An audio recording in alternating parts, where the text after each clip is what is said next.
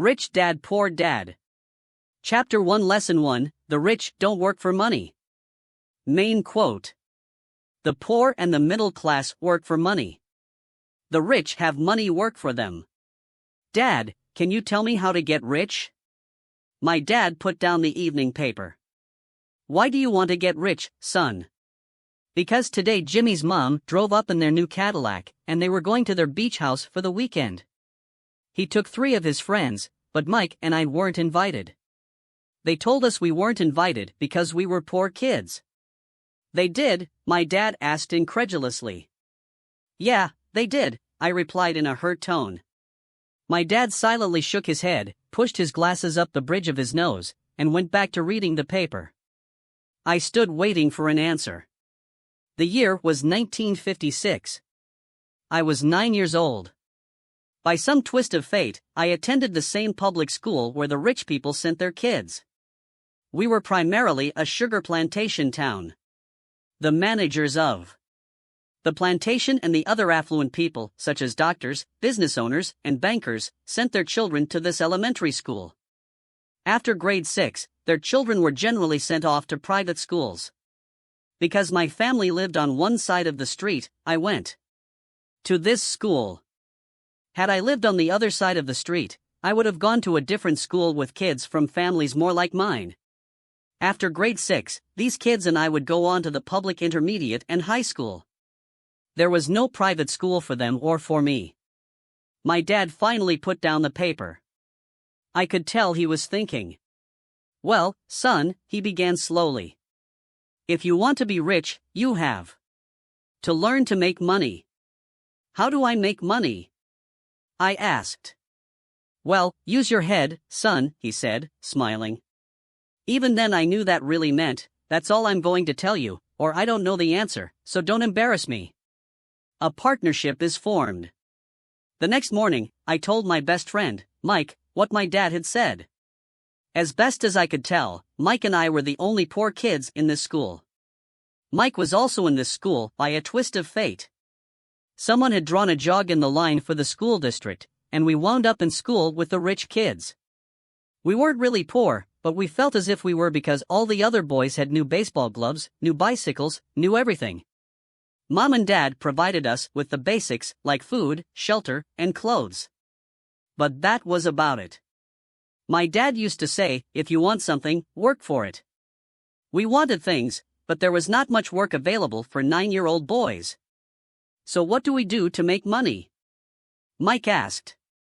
I don't know, I said. But do you want to be my partner? He agreed, and so on that Saturday morning, Mike became my first business partner. We spent all morning coming up with ideas on how to make money. Occasionally we talked about all the cool guys at Jimmy's beach house having fun. It hurt a little, but that hurt was good, because it inspired us to keep thinking of a way to make money. Finally, that afternoon, a bolt of lightning struck. It was an idea Mike got from a science book he had read.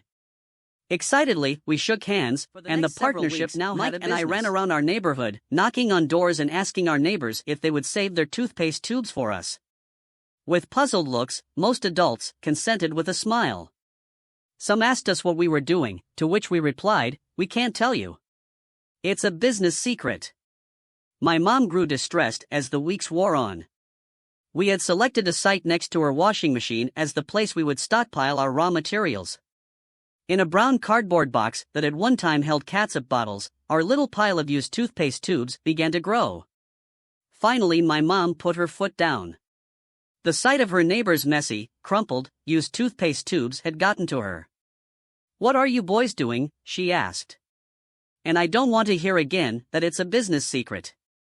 Do something with this mess, or I'm going to throw it out. Mike and I pleaded and begged, explaining that we would soon have enough and then we would begin production. We informed her that we were waiting on a couple of neighbors to finish their toothpaste so we could have their tubes. Mom granted us a 1-week extension. The date to begin production was moved up, and the pressure was on. My first partnership was already being threatened with an eviction notice by my own mom. It became Mike's job to tell the neighbors to quickly use up their toothpaste, saying their dentist wanted them to brush more often anyway. I began to put together the production line. One day my dad drove up with a friend to see two 9-year-old boys in the driveway with a production line operating at full speed. There was fine white powder everywhere. On a long table were small milk cartons from school, and our family's hibachi grill was glowing with red-hot coals at maximum heat. Dad walked up cautiously, having to park the car at the base of the driveway since the production line blocked the carport. As he and his friend got closer, they saw a steel pot sitting on top of the coals in which the toothpaste tubes were being melted down. In those days, toothpaste did not come in plastic tubes. The tubes were made of lead. So once the paint was burned off, the tubes were dropped in the small steel pot. They melted until they became liquid, and with my mom's potholders, we poured the lead through a small hole in the top of the milk cartons. The milk cartons were filled with plaster of Paris. White powder was everywhere. In my haste, I had knocked the bag over, and the entire area looked like it had been hit by a snowstorm. The milk cartons were the outer containers for plaster of Paris molds. My dad and his friend watched as we carefully poured the molten lead through a small hole in the top of the plaster of Paris cube. "Careful," my dad said. I nodded without looking up. Finally, once the pouring was through, I put the steel pot down and smiled at my dad. "What are you boys doing?" he asked with a cautious smile. "We're doing what you told me to do.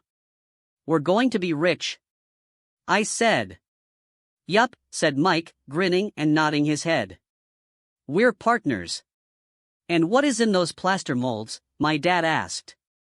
"Watch," I said. "This should be a good batch." With a small hammer, I tapped at the seal that divided the cube in half. Cautiously, I pulled up the top half of the plaster mold and a lead nickel fell out. "Oh, no," my dad exclaimed. "You're casting nickels out of lead." "That's right," Mike said. "We're doing as you told us to do. We're making money." My dad's friend turned and burst into laughter. My dad smiled and shook his head.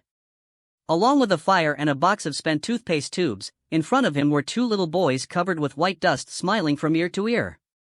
He asked us to put everything down and sit with him on the front step of our house. With a smile, he gently explained what the word counterfeiting meant. Our dreams were dashed. "You mean this is illegal?" asked Mike, and Dad's friend said. "They might be developing a natural talent." My dad glared at him. "Yes, it is illegal," my dad said gently. "But you boys have shown great creativity and original thought. Keep going. I'm really proud of you." Disappointed, Mike and I sat in silence for about 20 minutes before we began cleaning up our mess. The business was over on opening day. Sweeping the powder up, I looked at Mike and said, "I guess Jimmy and his friends are right. We are poor." My father was just leaving as I said that. "Boys," he said, "you're only poor if you give up. The most important thing is that you did something. Most people only talk and dream of getting rich. You've done something. I'm very proud of the two of you. I will say it again, keep going. Don't quit." Mike and I stood there in silence. They were nice words, but we still did not know what to do. "So how come you're not rich, Dad?" I asked. "Because I chose to be a schoolteacher. Schoolteachers really don't think about being rich. We just like to teach. I wish I could help you, but I really don't know how to make money." Mike and I turned and continued our cleanup. "I know," said my dad. "If you boys want to learn how to be rich, don't ask me. Talk to your dad, Mike." "My dad?" asked Mike with a scrunched-up face. "Yeah, your dad," repeated my dad with a smile. "Your dad and I have the same banker, and he raves about your father. He's told me several times that your father is brilliant when it comes to making money." "My dad?" Mike asked again in disbelief. "Then how come we don't have a nice car and a nice house like the rich kids at school?" "A nice car and a nice house don't necessarily mean you're rich or you know how to make money," my dad replied. "Jimmy's dad works for the sugar plantation. He's not much different from me. He works for a company, and I work for the government. The company buys the car for him. The sugar company is in financial trouble, and Jimmy's dad may soon have nothing. Your dad is different, Mike. He seems to be building an empire, and I suspect in a few years he will be a very rich man. With that, Mike and I got excited again. With new vigor, we began cleaning up the mess caused by our now-defunct first business. As we were cleaning, we made plans for how and when to talk to Mike's dad. The problem was that Mike's dad worked long hours and often did not come home until late. His father owned warehouses, a construction company, a chain of stores, and 3 restaurants. It was the restaurants that kept him out late. Mike caught the bus home after we had finished cleaning up. He was going to talk to his dad when he got home that night and ask him if he would teach us how to become rich. Mike promised to call as soon as he had talked to his dad, even if it was late. The phone rang at 8:30 p.m. Okay, I said. Next Saturday. I put the phone down. Mike's dad had agreed to meet with us. On Saturday I caught the 7:30 a.m. bus to the poor side of town. The lessons begin. Mike and I met with his dad that morning at 8 o'clock. He was already busy, having been at work for more than an hour. His construction supervisor was just leaving in his pickup truck as I walked up to his simple, small, and tidy home. Mike met me at the door. Dad's on the phone, and he said to wait on the back porch, Mike said as he opened the door. The old wooden floor creaked as I stepped across the threshold of the aging house. There was a cheap mat just inside the door. The mat was there to hide the years of wear from countless footsteps that the floor had supported. Although clean, it needed to be replaced. I felt claustrophobic as I entered the narrow living room that was filled with old musty overstuffed furniture that today would be collector's items. Sitting on the couch were 2 women, both a little. Across from the women sat a man in workman's clothes. He wore khaki slacks and a khaki shirt, neatly pressed but without starch, and polished work boots. He was about 10 years older than my dad. They smiled as Mike and I walked past them toward the back porch. I smiled back shyly. Who are those people? I asked. Oh, they work for my dad. The older man runs his warehouses, and the women are the managers of the restaurants. And as you arrived, you saw the construction supervisor who was working on a road project about 50 miles from here. His other supervisor, who was building a track of houses, left before you got here. Does this go on all the time? I asked. Not always, but quite often, said Mike, smiling as he pulled up a chair to sit down next to me. I asked my dad if he would teach us to make money, Mike said. Oh, and what did he say to that? I asked with cautious curiosity. Well, he had a funny look on his face at first, and then he said he would make us an offer. Oh, I said, rocking my chair back against the wall. I sat there perched on 2 rear legs of the chair. Mike did the same thing. Do you know what the offer is? I asked. No, but we'll soon find out. Suddenly, Mike's dad burst through the rickety screen door and onto the porch. Mike and I jumped to our feet, not out of respect, but because we were startled. Ready, boys? He asked as he pulled up a chair to sit down with us. We nodded our heads as we pulled our chairs away from the wall to sit in front of him. He was a big man, about 6 feet tall and 200 pounds. My dad was taller, about the same weight, and 5 years older than Mike's dad. They sort of looked alike, though not of the same ethnic makeup. Maybe their energy was similar. Mike says you want to learn to make money? Is that correct, Robert? I nodded my head quickly, but with a little trepidation. He had a lot of power behind his words and smile. Okay, here's my offer. I'll teach you, but I won't do it classroom style. You work for me, I'll teach you. You don't work for me, I won't teach you. I can teach you faster if you work, and I'm wasting my time if you just want to sit and listen like you do in school. That's my offer. Take it or leave it. May I ask a question first? I asked. No. Take it or leave it. I've got too much work to do to waste my time. If you can't make up your mind decisively, then you'll never learn to make money anyway. Opportunities come and go. Being able to know when to make quick decisions is an important skill. You have the opportunity that you asked for. School is beginning, or it's over in 10 seconds, Mike's dad said with a teasing smile. Take it, I said. Take it, said Mike. Good, said Mike's dad. Mrs. Martin will be by in 10 minutes. After I'm through with her, you'll ride with her to my superette and you can begin working. I'll pay you 10 cents an hour, and you'll work 3 hours every Saturday. But I have a softball game today, I said. Mike's dad lowered his voice to a stern tone. Take it, or leave it, he said. I'll take it, I replied, choosing to work and learn instead of playing. 30 cents later. By 9 a.m. that day, Mike and I were working for Mrs. Martin. She was a kind and patient woman. She always said that Mike and I reminded her of her 2 grown sons. Although kind, she believed in hard work and kept us moving. We spent 3 hours taking canned goods off the shelves, brushing each can with a feather duster to get the dust off, and then restacking them neatly. It was excruciatingly boring. My rich dad owned 9 of these little superettes, each with a large parking lot. They were the early version of the 7-Eleven convenience stores, little neighborhood grocery stores, where people bought items such as milk, bread, butter, and cigarettes. The problem was that this was Hawaii before air conditioning was widely used, and the stores could not close their doors because of the heat. On 2 sides of the store, the doors had to be wide open to the road and parking lot. Every time a car drove by or pulled into the parking lot, dust would swirl and settle in the store. We knew we had a job as long as there was no air conditioning. For 3 weeks, Mike and I reported to Mrs. Martin and worked our 3 hours. By noon, our work was over, and she dropped 3 little dimes in each of our hands. Now, even at the age of 9 in the mid-1950s, 30 cents was not too exciting.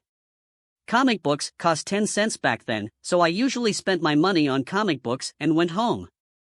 By Wednesday of the 4th week, I was ready to quit. I had agreed to work only because I wanted to learn to make money from Mike's dad, and now I was a slave for 10 cents an hour. On top of that, I had not seen Mike's dad since that first Saturday. I'm quitting, I told Mike at lunchtime. School was boring, and now I did not even have my Saturdays to look forward to. But it was the 30 cents that really got to me. This time Mike smiled. What are you laughing at? I asked with anger and frustration. Dad said this would happen. He said to meet with him when you were ready to quit. What? I said indignantly. He's been waiting for me to get fed up? Sort of, Mike said. Dad's kind of different. He doesn't teach like your dad. Your mom and dad lecture a lot. My dad is quiet and a man of few words. You just wait till this Saturday. I'll tell him you're ready. You mean I've been set up? No, not really, but maybe. Dad will explain on Saturday. Waiting in line on Saturday. I was ready to face Mike's dad. Even my real dad was angry with him. My real dad, the one I call the poor one, thought that my rich dad was violating child labor laws and should be investigated. My educated, poor dad told me to demand what I deserve, at least 25 cents an hour. My poor dad told me that if I did not get a raise, I was to quit immediately. You don't need that damn job anyway, said my poor dad with indignation. At 8 o'clock Saturday morning, I walked through the door of Mike's house when Mike's dad opened it. Take a seat and wait in line, he said as I entered. He turned and disappeared into his little office next to a bedroom. I looked around the room and didn't see Mike anywhere. Feeling awkward, I cautiously sat down next to the same 2 women who were there 4 weeks earlier. They smiled and slid down the couch to make room for me. 45 minutes went by, and I was steaming. The 2 women had met with him and left 30 minutes earlier. An older gentleman was in there for 20 minutes and was also gone. The house was empty, and here I sat in a musty, dark living room. On a beautiful sunny Hawaiian day, waiting to talk to a cheapskate who exploited children. I could hear him rustling around the office, talking on the phone, and ignoring me. I was ready to walk out, but for some reason I stayed. Finally, 15 minutes later, at exactly 9 o'clock, Rich Dad walked out of his office, said nothing, and signaled with his hand for me to enter. I understand you want a raise, or you're going to quit, Rich Dad said as he swiveled in his office chair. Well, you're not keeping your end of the bargain, I blurted out, nearly in tears. It was really frightening for me to confront a grown-up. You said that you would teach me if I worked for you. Well, I've worked for you. I've worked hard. I've given up my baseball games to work for you, but you haven't kept your word, and you haven't taught. You are a crook like everyone in town thinks you are. You're greedy. You want all the money and don't take care of your employees. You made me wait and don't show me any respect. I'm only a little boy, but I deserve to be treated better. Rich Dad rocked back in his swivel chair, hands up to his chin, and stared at me. Not bad, he said. In less than a month, you sound like most of my employees. What? I asked. Not understanding what he was saying, I continued with my grievance. I thought you were going to keep your end of the bargain and teach me. Instead, you want to torture me? That's cruel. That's really cruel. I am teaching you, Rich Dad said quietly. What have you taught me? Nothing. I said angrily. You haven't even talked to me once since I agreed to work for peanuts. 10 cents an hour. Ha! I should notify the government about you. We have child labor laws, you know. My dad works for the government, you know. Wow, said Rich Dad. Now you sound just like most of the people who used to work for me, people I've either fired or who have quit. So what do you have to say? I demanded, feeling pretty brave. For a little kid. You lied to me. I've worked for you, and you have not kept your word. You haven't taught me anything. How do you know that I've not taught you anything? Asked Rich Dad calmly. Well, you've never talked to me. I've worked for 3 weeks and you have not taught me anything, I said with a pout. Does teaching mean talking or a lecture? Rich Dad asked. Well, yes, I replied. That's how they teach you in school, he said, smiling. But that is not how life teaches you, and I would say that life is the best teacher of all. Most of the time, life does not talk to you. It just sort of pushes you around. Each push is life saying, wake up. There's something I want you to learn. What is this man talking about? I asked myself silently. Life pushing me around was life talking to me? Now I knew I had to quit my job. I was talking to someone who needed to be locked up. If you learn life's lessons, you will do well. If not, life will just continue to push you around. People do 2 things. Some just let life push them around. Others get angry and push back. But they push back against their boss, or their job, or their husband or wife. They do not know it's life that's pushing. I had no idea what he was talking about. Life pushes all of us around. Some people give up and others fight. A few learn the lesson and move on. They welcome life pushing them around. To these few people, it means they need and want to learn something. They learn and move on. Most quit, and a few like you fight. Rich Dad stood and shut the creaky old wooden window that needed repair. If you learn this lesson, you will grow into a wise, wealthy, and happy young man. If you don't, you will spend your life blaming a job, low pay, or your boss for your problems. You'll live life always hoping for that big break that will solve all your money problems. Rich Dad looked over at me to see if I was still listening. His eyes met mine. We stared at each other, communicating through our eyes. Finally, I looked away once I had absorbed his message. I knew he was right. I was blaming him, and I did ask to learn. I was fighting. Rich Dad continued, or if you're the kind of person who has no guts, you just give up every time life pushes you. If you're that kind of person, you'll live all your life playing it safe, doing the right things, saving yourself for some event that never happens. Then you die a boring old man.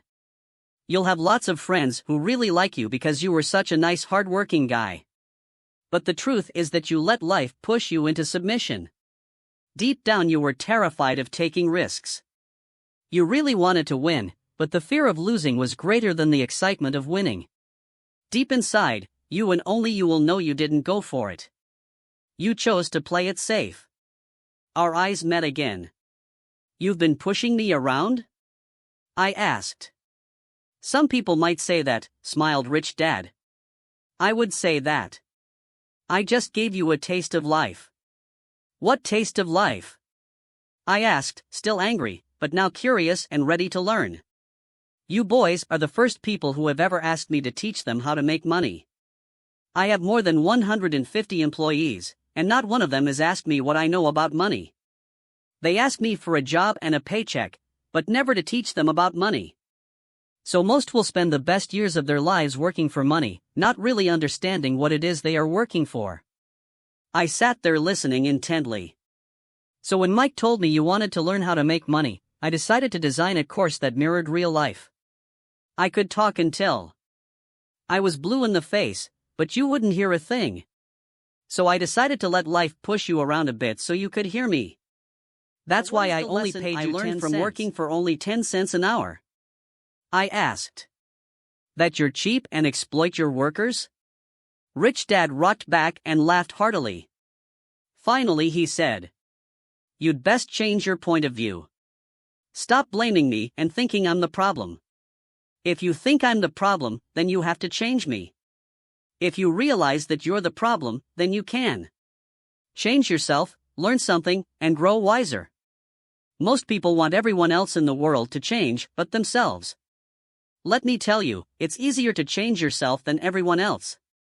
I don't understand, I said. Don't blame me for your problems, Rich Dad said, growing impatient. But you only pay me 10 cents. So what are you learning? Rich Dad asked, smiling. That you're cheap, I said with a sly grin. See, you think I'm the problem, said Rich Dad. But you are. Well, keep that attitude and you'll learn nothing. Keep the attitude that I'm the problem, and what choices do you have? Well, if you don't pay me more or show me more respect and teach me, I'll quit. Well put, Rich Dad said. And that's exactly what most people do. They quit and go looking for another job, a better opportunity, and higher pay, actually thinking that this will solve the problem. In most cases, it won't. So what should I do? I asked. Just take this measly 10 cents an hour and smile? Rich Dad smiled. That's what the other people do. But that's all they do, waiting for a raise thinking that more money will solve their problems. Most just accept it, and some take a second job working harder, but again accepting a small paycheck. I sat staring at the floor, beginning to understand the lesson Rich Dad was presenting. I could sense it was a taste of life. Finally, I looked up and asked, so what will solve the problem? This, he said, leaning forward in his chair and tapping me gently on the head. This stuff between your ears. It was at that moment that Rich Dad shared the pivotal point of view that separated him from his employees and my poor dad and led him to eventually become one of the richest men in Hawaii, while my highly educated but poor dad struggled financially all his life. It was a singular point of view that made all the difference over a lifetime. Rich Dad explained this point of view over and over, which I call lesson number 1, the poor and the middle class work for money. The rich have money work for them. On that bright Saturday morning, I learned a completely different point of view from what I had been taught by my poor dad. At the age of 9, I understood that both dads wanted me to learn. Both dads encouraged me to study, but not the same things.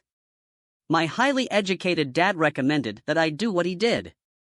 Son, I want you to study hard, get good grades, so you can find a safe, secure job with a big company. And make sure it has excellent benefits. My rich dad wanted me to learn how money works so I could make it work for me. These lessons I would learn through life with his guidance, not because of a classroom. My rich dad continued my first lesson. I'm glad you got angry about working for 10 cents an hour. If you hadn't got angry and had simply accepted it, I would have to tell you that I could not teach you. You see, true learning takes energy, passion, and a burning desire. Anger is a big part of that formula, for passion is anger and love combined. When it comes to money, most people want to play it safe and feel secure. So passion does not direct them. Fear does. So is that why they'll take jobs with low pay? I asked. Yes, said Rich Dad. Some people say I exploit people because I don't pay as much as the sugar plantation or the government. I say the people exploit themselves. It's their fear, not mine. But don't you feel you should pay them more? I asked. I don't have to. And besides, more money will not solve their problems. Just look at your dad. He makes a lot of money, and he still can't pay his bills. Most people, given more money, only get into more debt. So that's why the 10 cents an hour, I said, smiling. It's a part of the lesson.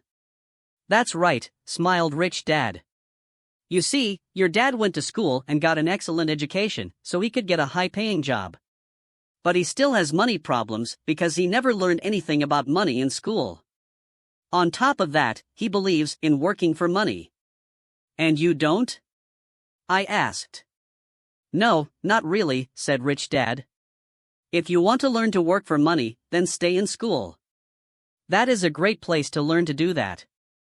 But if you want to learn how to have money work for you, then I will teach you that. Wouldn't But everyone only want if to you learn want to that? learn. I asked. No, said Rich Dad, simply because it's easier to learn to work for money, especially if fear is your primary emotion when the subject of money is discussed. I don't understand, I said with a frown. Don't worry about that for now. Just know that it's fear that keeps most people working at a job, the fear of not paying their bills, the fear of being fired, the fear of not having enough money, and the fear of starting over. That's the price of studying to learn a profession or trade, and then working for money. Most people become a slave to money and then get angry at their boss. Learning to have money work for you is a completely different course of study? I asked. Absolutely, Rich Dad answered. Absolutely. We sat in silence on that beautiful Hawaiian Saturday morning.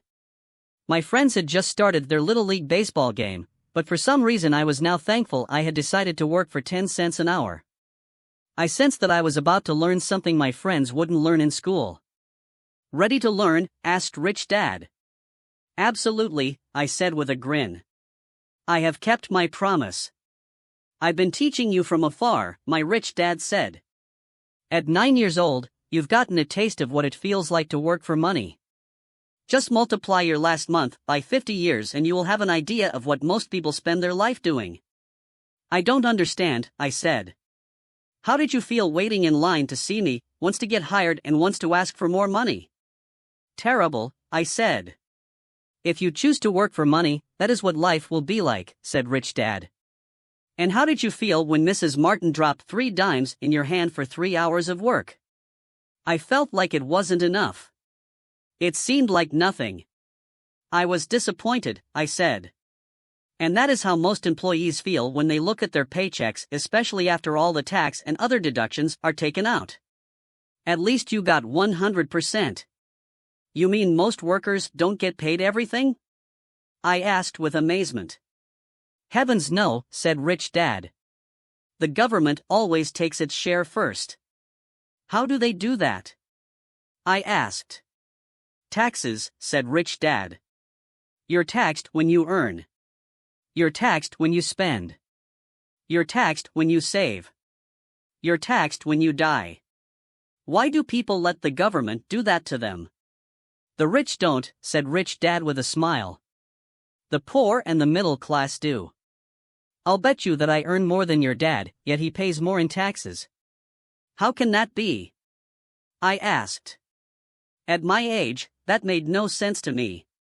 Why would someone let the government do that to them?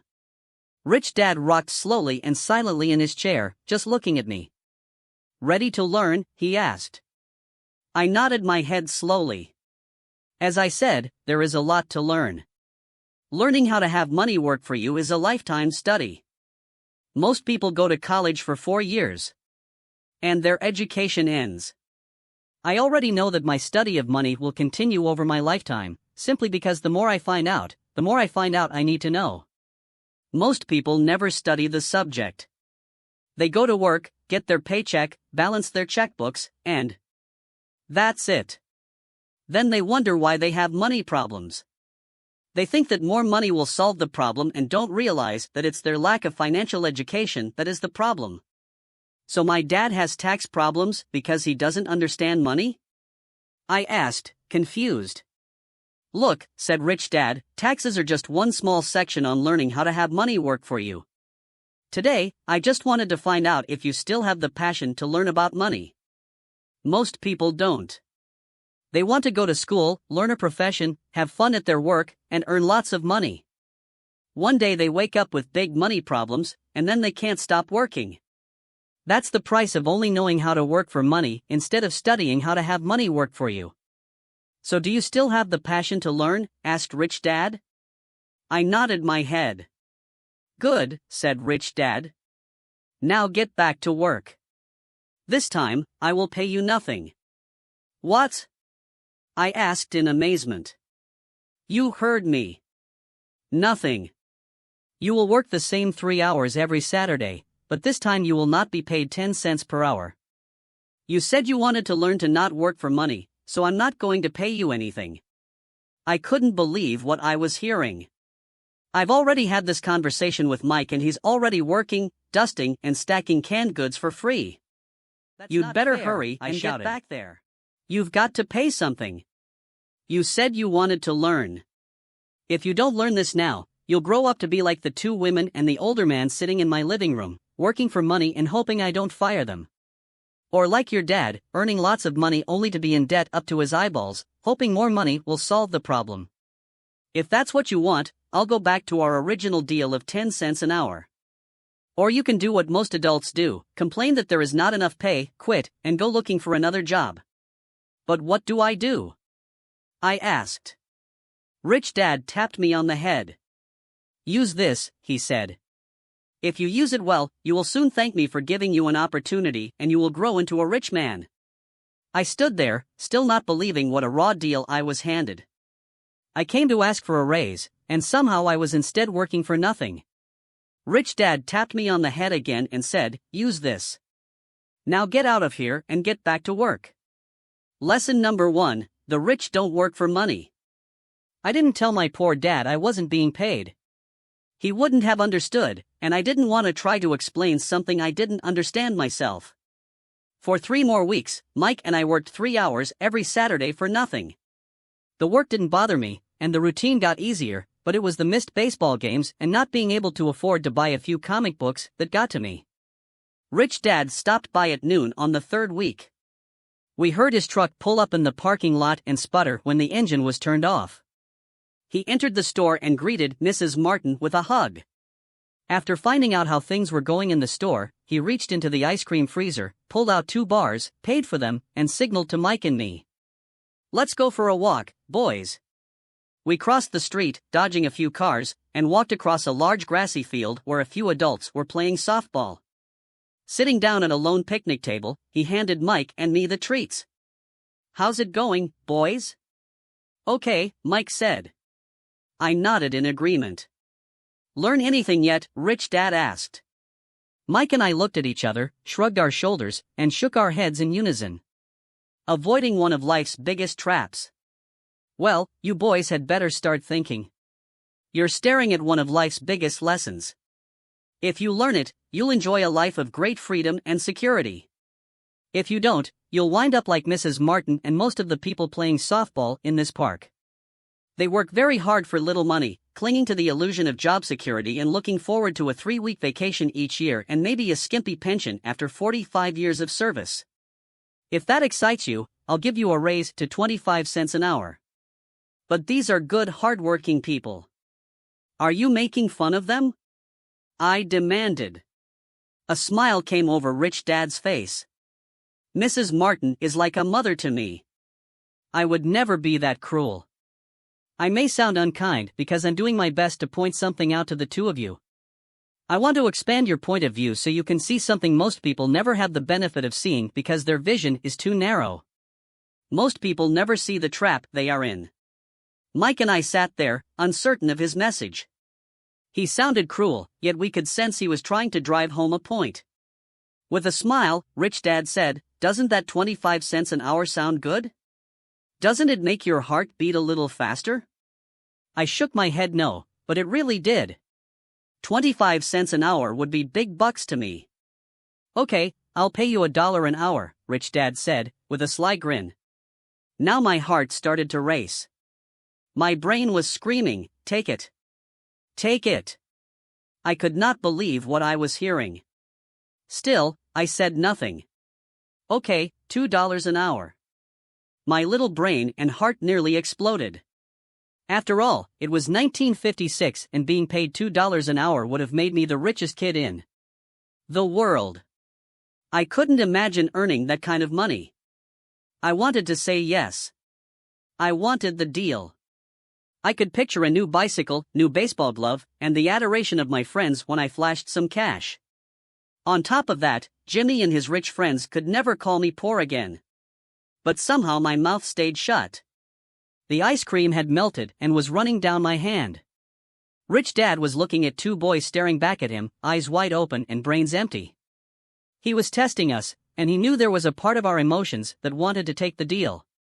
He understood that every person has a weak and needy part of their soul that can be bought, and he knew that every individual also had a part of their soul that was resilient and could never be bought. It was only a question of which one was stronger. Suddenly I was silent.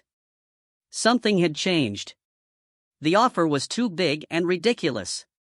Not many grown-ups in 1956 made more than that, but quickly my temptation disappeared, and calm set in. Slowly, I turned to my left to look at Mike. He looked back at me. The part of my soul that was weak and needy was silenced. The part of me that had no price took over. I knew Mike had gotten to that point too. "Good," Rich Dad said softly. "Most people have a price. And they have a price because of human emotions named fear and greed. First, the fear of being without money motivates us to work hard, and then once we get that paycheck, greed or desire starts us thinking about all the wonderful things money can buy. The pattern is then set." "What pattern?" I asked. "The pattern of get up, go to work, pay bills, get up, go to work, pay bills." People's lives are forever controlled by two emotions, fear and greed. Offer them more money and they continue the cycle by increasing their spending. This is what I call the rat race. "There is another way?" Mike asked. "Yes," said Rich Dad slowly. "But only a few people find it." "And what is that way?" Mike asked. "That's what I hope you boys will learn as you work and study with me. That is why I took away all forms of pay." "Any hints?" Mike asked. "We're kind of tired of working hard, especially for nothing." "Well, the first step is telling the truth," said Rich Dad. "We haven't been lying," I said. "I did not say you were lying. I said to tell the truth," Rich Dad retorted. "The truth about what?" I asked. "How you're feeling," Rich Dad said. "You don't have to say it to anyone else. Just admit it to yourself." "You mean the people in this park, the people who work for you, Mrs. Martin, they don't do that?" I asked. "I doubt it," said Rich Dad. "Instead, they feel the fear of not having money. They don't confront it logically. They react emotionally instead of using their heads," Rich Dad said. "Then, they get a few bucks in their hands and again, the emotions of joy, desire, and greed take over. And again they react, instead of think. So their emotions control their brain," Mike said. "That's correct," said Rich Dad. "Instead of admitting the truth about how they feel, they react to their feelings and fail to think. They feel the fear so they go to work, hoping that money will soothe the fear, but it doesn't. It continues to haunt them and they return to work, hoping again that money will calm their fears, and again it doesn't. Fear keeps them in this trap of working, earning money, working, earning money, hoping the fear will go away. But every day they get up, and that old fear wakes up with them. For millions of people that old fear keeps them awake all night, causing a night of turmoil and worry. So they get up and go to work, hoping that a paycheck will kill that fear gnawing at their soul. Money is running their lives, and they refuse to tell the truth about that. Money is in control of their emotions and their souls. Rich Dad sat quietly, letting his words sink in. Mike and I heard what he said, but didn't understand fully what he was talking about. I just knew that I often wondered why grown-ups hurried off to work. It did not seem like much fun, and they never looked that happy, but something kept them going. Realizing we had absorbed as much as possible of what he was talking about, Rich Dad said, "I want you boys to avoid the trap. That is really what I want to teach you. Not just to be rich, because being rich does not solve the problem." "It doesn't?" I asked, surprised. "No, it doesn't. Let me explain the other emotion, desire. Some call it greed, but I prefer desire. It's perfectly normal to desire something better, prettier, more fun, or exciting. So people also work for money because of desire. They desire money for the joy they think it can buy.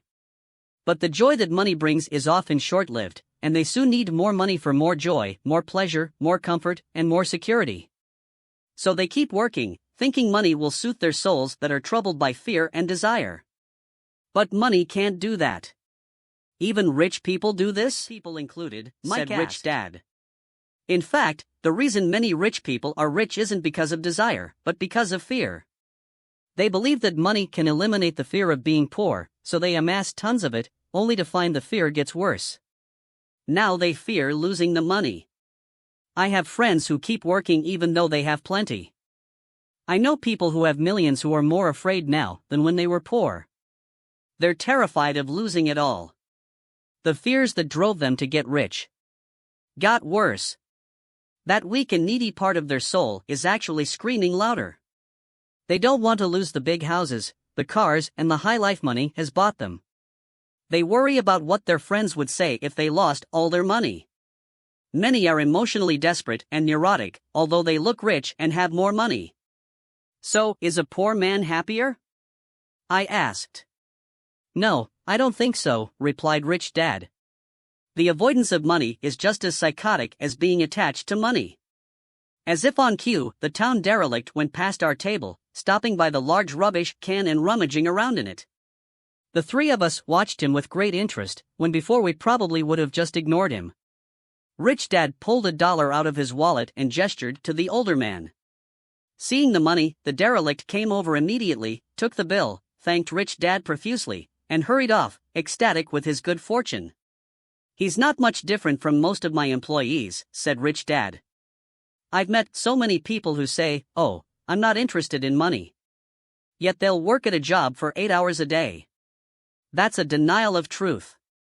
If they weren't interested in money, then why are they working? That kind of thinking is probably more psychotic than a person who hoards money.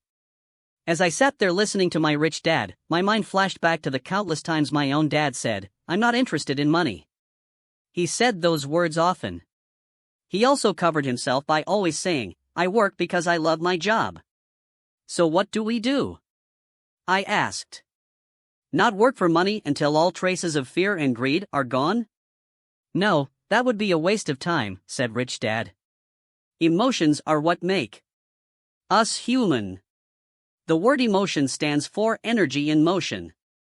Be truthful about your emotions and use your mind and emotions in your favor, not against yourself. Whoa, said Mike. Don't worry about what I just said. It will make more sense in years to come. Just be an observer, not a reactor, to your emotions. Most people do not know that it's their emotions that are doing the thinking. Your emotions are your emotions, but you have got to learn to do your own thinking. Can you give me an example? I asked. Sure, replied Rich Dad. When a person says, "I need to find a job," it's most likely an emotion doing the thinking. Fear of not having money generates that thought. But people do need money if they have bills to pay, I said. Sure they do, smiled Rich Dad. All I'm saying is that it's fear that is all too often doing the thinking. I don't understand, said Mike. For example, said Rich Dad.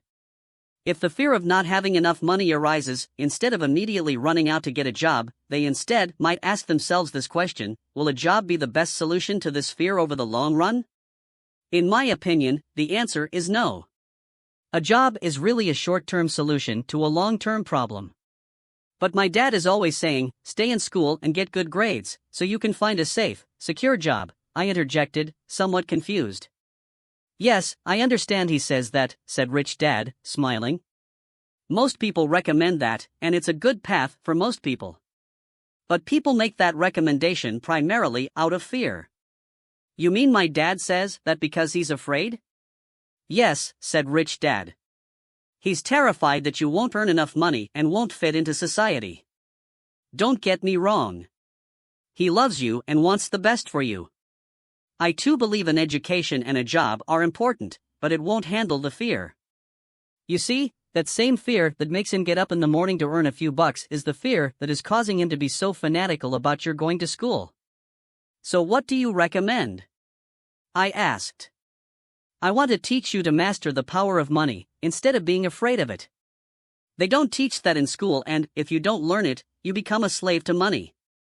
It was finally making sense. He wanted us to widen our views and to see what the Mrs. Martins of this world couldn't see. He used examples that sounded cruel at the time, but I've never forgotten them. My vision widened that day, and I began to see the trap that lay ahead for most people, so they have worse health than those with money. Because the doctors raise their fees, the attorneys raise their fees. Because the attorneys' fees have gone up, school teachers want a raise, which raises our taxes, and on and on and on. Soon there will be such a horrifying gap between the rich and the poor that chaos will break out and another great civilization will collapse. History proves that great civilizations collapse when the gap between the haves and have-nots is too great. Sadly, America is on that same course because we haven't learned from history. We only memorize historical dates and names, not the lesson. Aren't prices supposed to go up? I asked. In an educated society with a well-run government, prices should actually come down. Of course, that is often only true in theory. Prices go up because of greed and fear caused by ignorance. If schools taught people about money, there would be more money and lower prices. But schools focus only on teaching people to work for money, not how to harness money's power. But don't we have business schools? Mike asked. And haven't you encouraged me to go for my MBA? Yes, said Rich Dad. But all too often business schools train employees to become sophisticated bean counters. Heaven forbid a bean counter takes over a business. All they do is look at the numbers, fire people, and kill the business. I know this because I hire bean counters. All they think about is cutting costs and raising prices, which cause more problems. Bean counting is important. I wish more people knew it, but it, too, is not the whole picture, added Rich Dad angrily. So is there an answer? Asked Mike. Yes, said Rich Dad. Learn to use your emotions to think, not think with your emotions. When you boys mastered your emotions by agreeing to work for free, I knew there was hope. When you again resisted your emotions when I tempted you with more money, you were again learning to think in spite of being emotionally charged. That's the first step. Why is that step so important? I asked. Well, that's up to you to find out. If you want to learn, I'll take you boys into the Briar Patch, a place almost everyone else avoids. If you go with me, you'll let go of the idea of working for money and instead learn to have money work for you. And what will we get if we go with you? What if we agree to learn from you? What will we get? I asked. The same thing Brer Rabbit got, said Rich Dad, referring to the classic children's story. Is there a briar patch? I asked. Yes, said Rich Dad. The briar patch is our fear and greed. Confronting fear, weaknesses, and neediness by choosing our own thoughts is the way out. Choosing our thoughts? Mike asked, puzzled. Yes. Choosing what we think rather than reacting to our emotions. Instead of just getting up and going to work because not having the money to pay your bills is scaring you, ask yourself, is working harder? At this the best solution to this problem? Most people are too afraid to rationally think things through and instead run out the door to a job they hate. The tar baby is in control. That's what I mean by choosing your thoughts. And how do we do that? Mike asked. That's what I will teach you. I'll teach you to have a choice of thoughts rather than a knee-jerk reaction, like gulping down your morning coffee and running out the door. Remember what I said before, a job is only a short-term solution to a long-term problem. Most people have only one problem in mind, and it's short-term. It's the bills at the end of the month. The tar baby. Money controls their lives, or should I say the fear and ignorance about money controls it. So they do as their parents did. They get up every day and go work for money, not taking the time to ask the question, is there another way? Their emotions now control their thinking, not their heads. Can you tell the difference between emotions thinking and the head thinking? Mike asked. Oh, yes.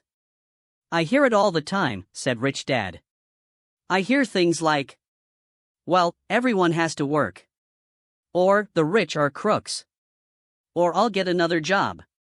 I deserve this raise. You can't push me around. Or I like this job because it's secure. No one asks, is there something I'm missing here, which would break through the emotional thought and give you time to think clearly. As we headed back to the store, Rich Dad explained that the rich really did make money. They did not work for it. He went on to explain that when Mike and I were casting 5-cent pieces out of lead, thinking we were making money, we were very close to thinking the way the rich think. The problem was that creating money is legal for the government and banks to do, but illegal for us to do. There are legal ways to create money from nothing, that the rich know that money is an illusion, truly like the carrot for the donkey. It's only out of fear and greed that the illusion of money is held together by billions of people who believe that money is real. It's not. Money is really made up. It is only because of the illusion of confidence and the ignorance of the masses that this house of cards stands. He talked about the gold standard that America was on, and that each dollar bill was actually a silver certificate. What concerned him was the rumor that we would someday go off the gold standard and our dollars would no longer be backed by something tangible. If that happens, boys, all hell will break loose. The poor, the middle class, and the ignorant will have their lives ruined simply because they will continue to believe that money is real and that the company they work for, or the government, will look after them. We really did not understand what he was saying that day, but over the years, it made more and more sense. Seeing what others miss. As he climbed into his pickup truck outside his convenience store, Rich Dad said, "Keep working, boys, but the sooner you forget about needing a paycheck, the easier your adult life will be. Keep using your brain, work for free, and soon your mind will show you ways of making money far beyond what I could ever pay you.